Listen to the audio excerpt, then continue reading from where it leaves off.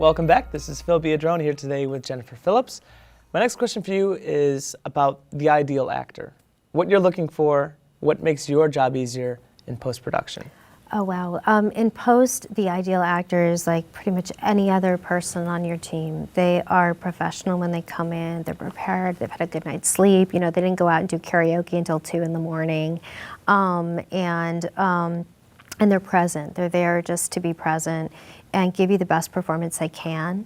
A lot of actors don't like to do ADR, for obvious reasons. They feel like their most authentic performance was there on set and they don't want to have to recreate it.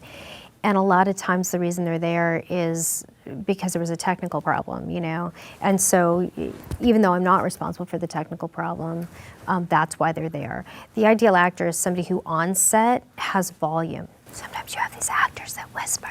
And so you're in there doing ADR because their volume is so low that you can't bring it up in the mix without bringing up noise with it.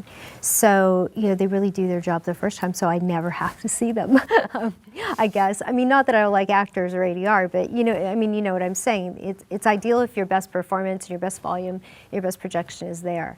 Or, if you have a siren in the background and you just have to do ADR, it's somebody who comes in with a pleasant attitude, and they know you're not there to change the performance unless the director really wants to do that for a reason, that you wish you could use their first take. A lot of times they're like, well, why can't you use production? Well, do you hear that hammering in the background all the way through,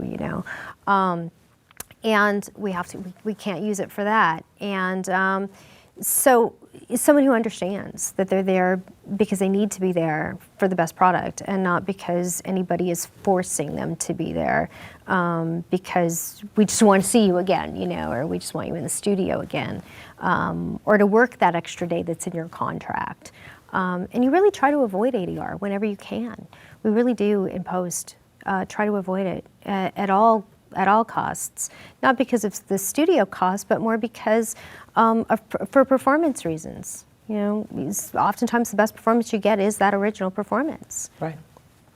So is there any particular training that you sort of would like an actor to have? I think there's some actors that by nature are better at ADR.